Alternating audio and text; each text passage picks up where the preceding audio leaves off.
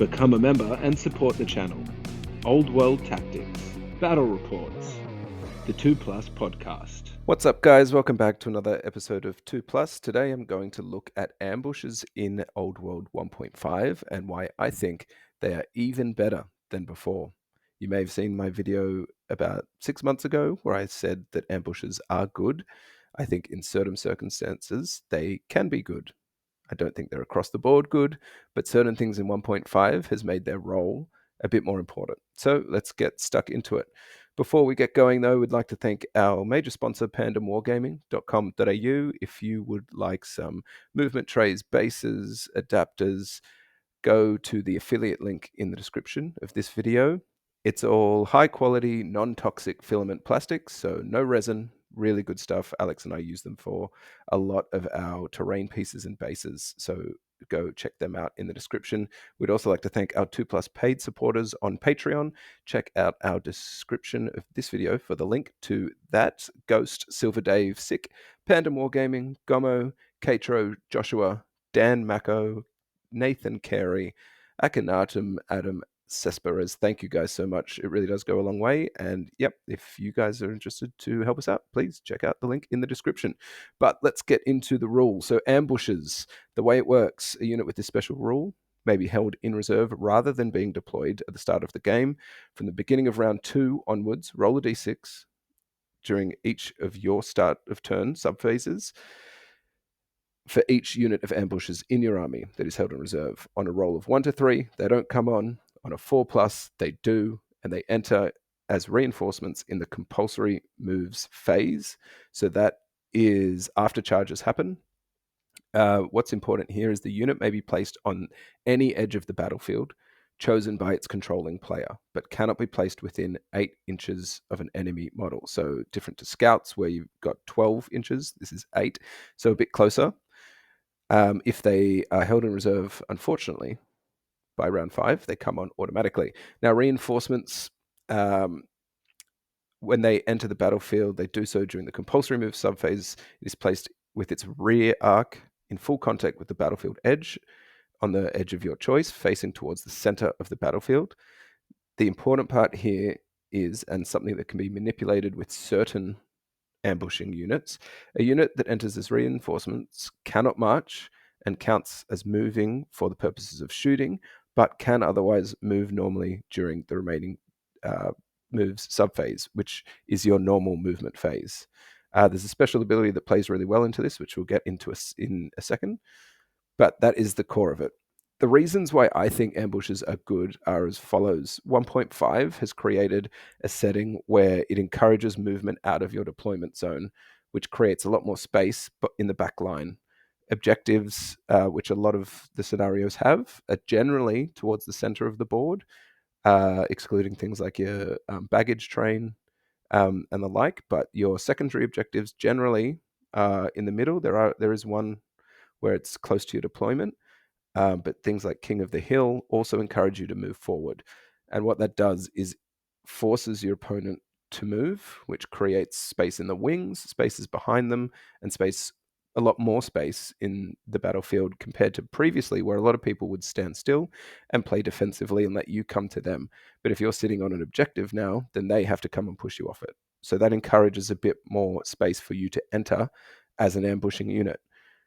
There's also the main complaint with ambushes is, well, they would have been better placed on the board doing something from turn 1, which I disagree with for certain units.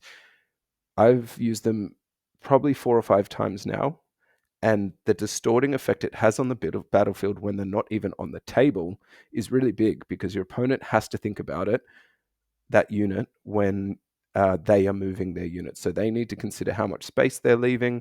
It affects whether they go aggressively down a flank or push aggressively straight forward, because if you have an ambushing unit that can make them pay for that, then they might be a bit more reserved, or if they're not, they pay for it, which moves on to the next point, which the opponent has to consider them.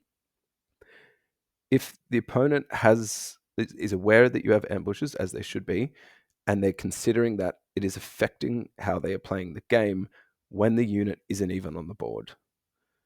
If they don't consider them and they just play as normally, which I've got a few photos which backfired on me, when my opponent was using ambushes, then the ambushing unit has the potential to really do some considerable damage in a part of the battlefield that should be secure for your opponent. So it's all about distorting that space, gaining advantage in nooks and crannies of the battlefield which aren't normally there if you don't have ambushes or they're harder to access. Another part that is important when considering ambushes is a lot of the time, and as I'm going to show you, the ones that I think are good are often light cavalry and lightly armored units. So when they're not on the board, they're not getting shot. Now, yes, some people might say it's better shooting the light cav that are unlikely to do considerable amounts of damage rather than shooting your heavy cavalry, for example, or your core, your big block of infantry. But it allows more potential for this unit that's very much a flex piece of your roster to be safe and then come on in an area that is again safe to then spring the surprise trap on your opponent. The other part, the last point there is when you're going, this is more tournament focused or event focused.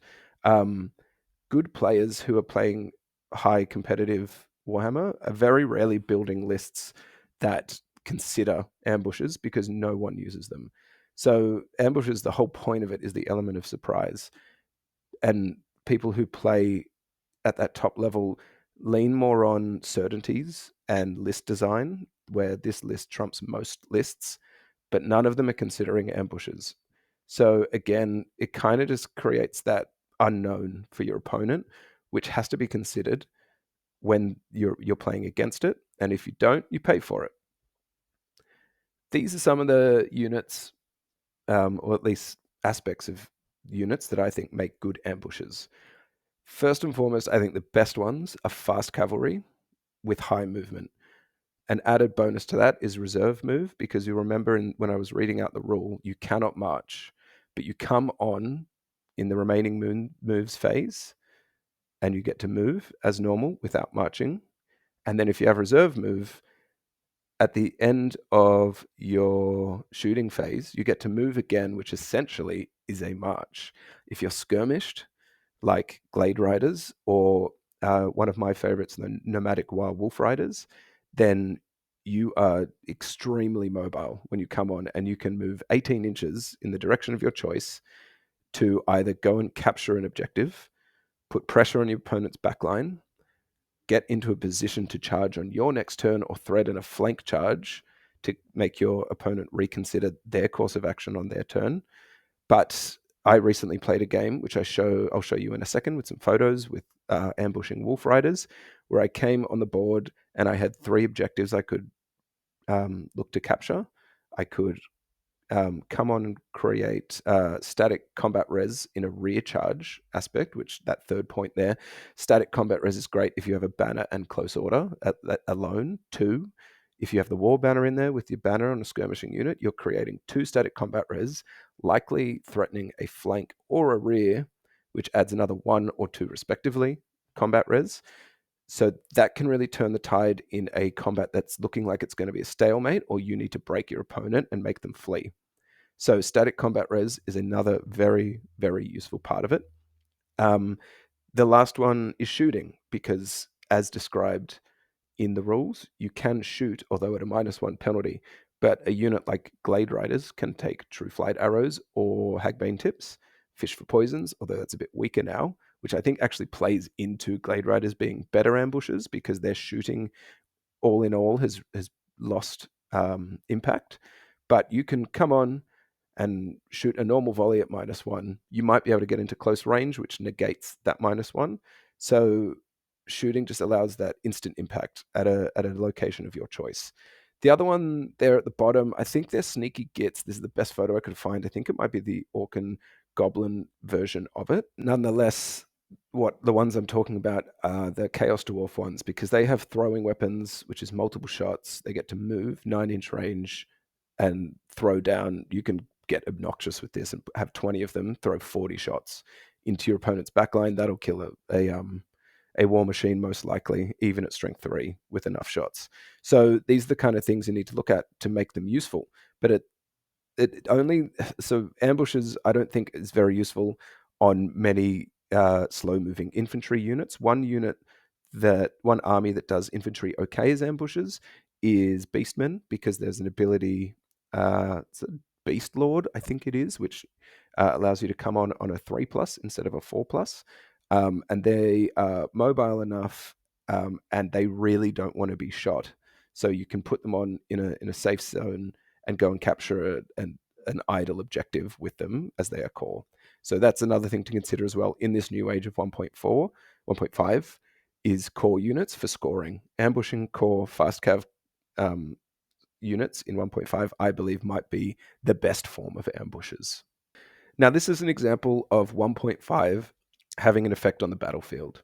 So you can see here, this is the end of both of mine and my opponent's turn 1. I don't have ambushes in this game for transparency, but it wouldn't have been a bad idea if I did. I was playing Orcs and Goblins, but Grand Army, so didn't have access to ambushes. But these markers here are our strategic locations, those 3 trees in the middle. You can see that I have moved forward with everything.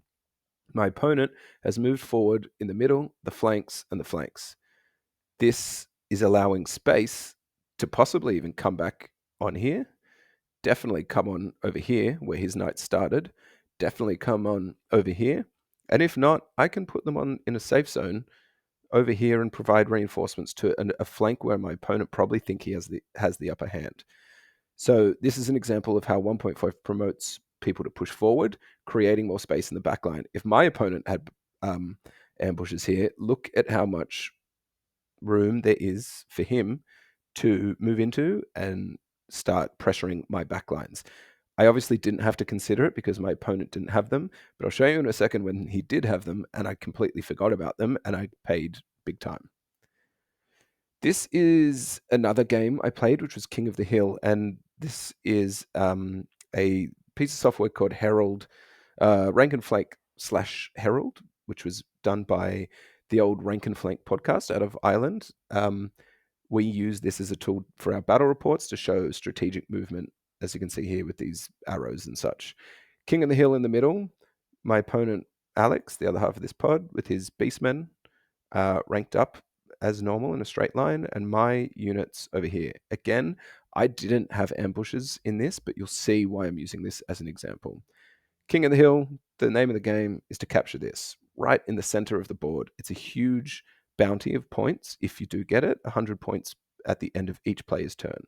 So as you can see here, at the end of both of our turn 1s, we push up with almost everything, creating an immense amount of space in the back line. This unit of here, of Gauze plus Shaman with a summoning, albeit a level 1, has the potential to hurt ambushing units, but it also doesn't want to get caught out.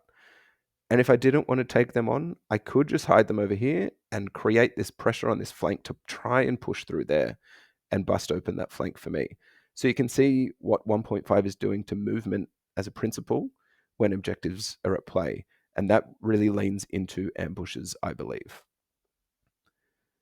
Now, this is a game where my opponent, Mike, friend of the pod, was playing Empire, that you can see at the top there, and I was playing Wood Elves. He had a unit of ambushing Road Wardens, which I think might be one of the best ambushes in the game because of that shooting aspect. I think it was 9 of them, and they have repeater pistols, which is multi-shot 2, strength 4, AP 1, I believe, and possibly even quick shot. Someone can correct me on that, but a very good ranged weapon. I think it's only 9-inch range, but these guys have movement 8 or 9, probably 8 because they're not elven horses, which means they can move on the turn they arrive. They can move, then shoot, creating a threat range of 17 inches, which is huge. You can already see, I knew that he had them in reserve, but another criticism of ambushes is a 4+ is only a 50-50 chance of getting them on the board, which means there's a 50-50 chance that you fail. But if your opponent is thinking you are going to fail them, that roll all the time, then they're going to pay for it in the end when you successfully roll that and pick the absolute perfect place to put them on the board. You can see down the bottom here, this is the end of my turn, I want to say 1 or 2, I can't remember. But this giant pocket of space I've left for my opponent down here, which creates the perfect hole for him to come on and absolutely rain hell on my unit. I needed him not to roll the 4+. He does. The Road Wardens come on after I've reserve moved out of that wood to protect myself from the cannons, but not considering the 8-inch range. I could have played around this. It was a misplay by me, but this is the point of ambushes. It's a great opportunity to capitalize on your opponent's mistakes if they haven't considered them. So he comes on, I think he had about 10 inches there to come on, plenty of space.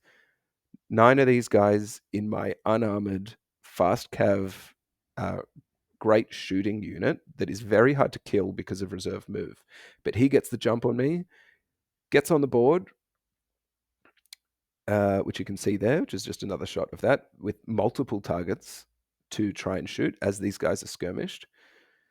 Gets right up close to be short range, which means he hits even better, as I believe these guys have quick shot. And he absolutely evaporates my 8 Glade Riders, I think, and he overkilled, I think, 4 or 5 wounds.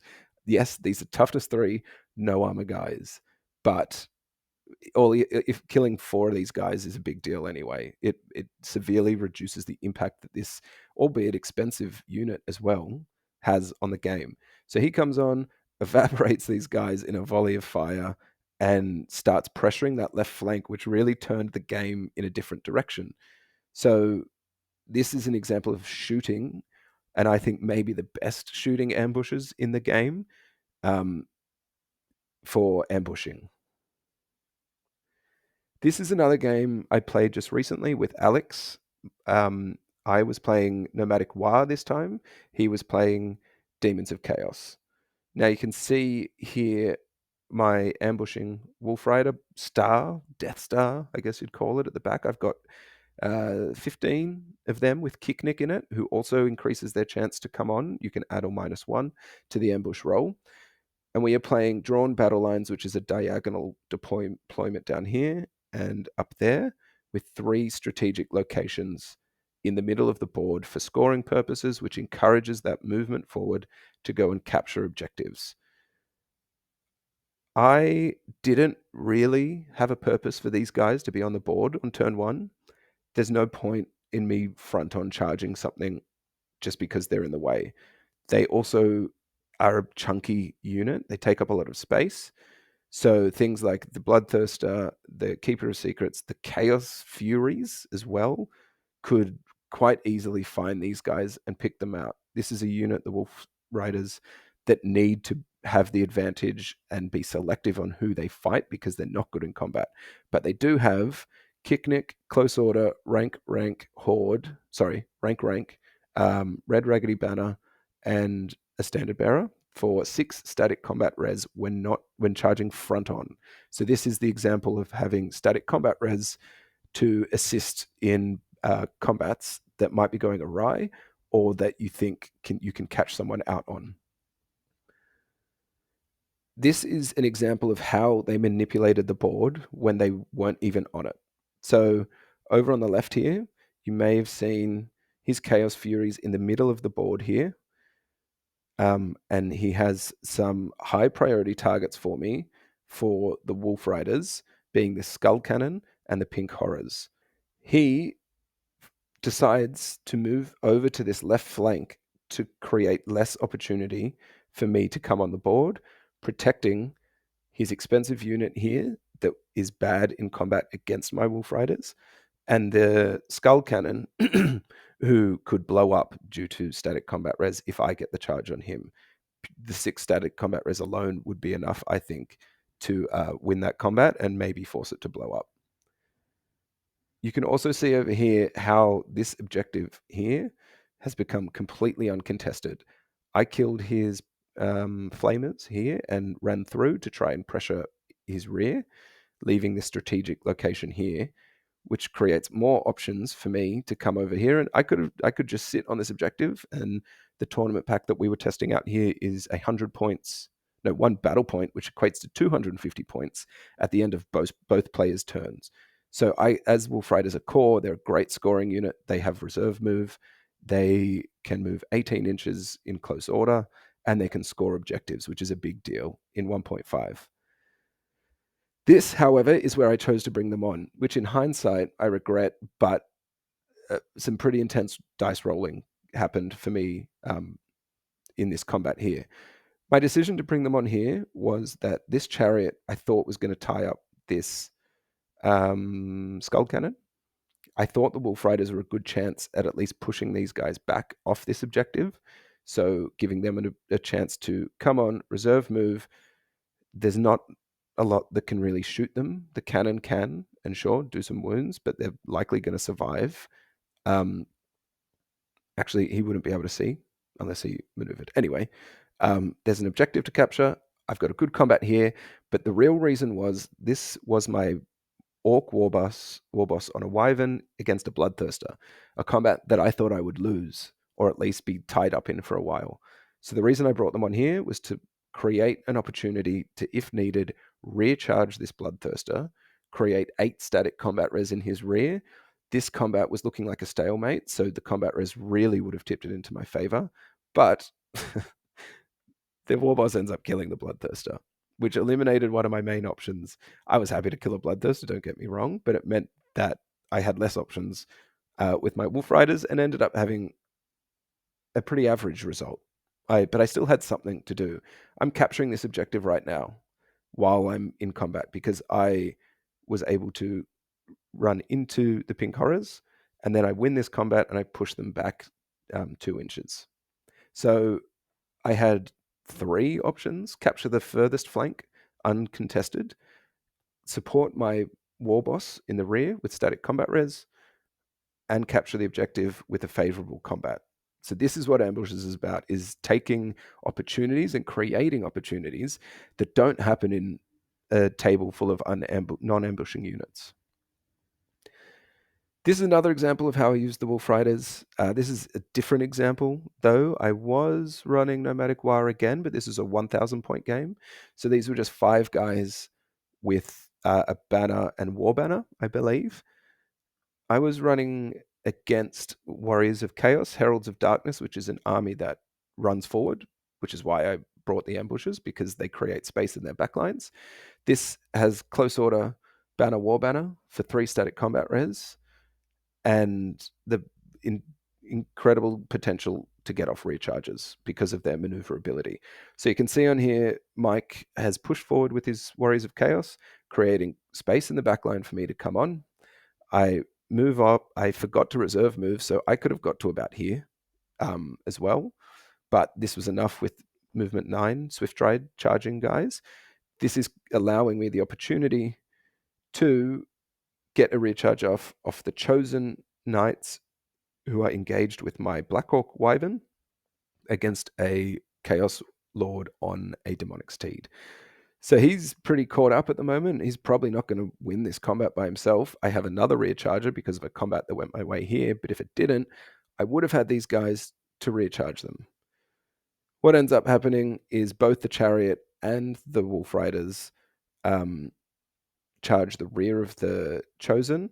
I lose my close order there, but I'm still adding 4 combat res with these guys because I have banner, war banner, rear for these guys. I think they even did a wound. So I think they're contributing 5 static combat res to a combat that, if both the chariot might not have been enough to turn this, but with them it was a certainty. So there you have it, guys. There's some examples of how ambushes can really work. My advice is to try them. The last time I put out a video about this, everyone told me I was stupid. I've had nothing but success with them. I know they're not for everyone and they're not for every unit.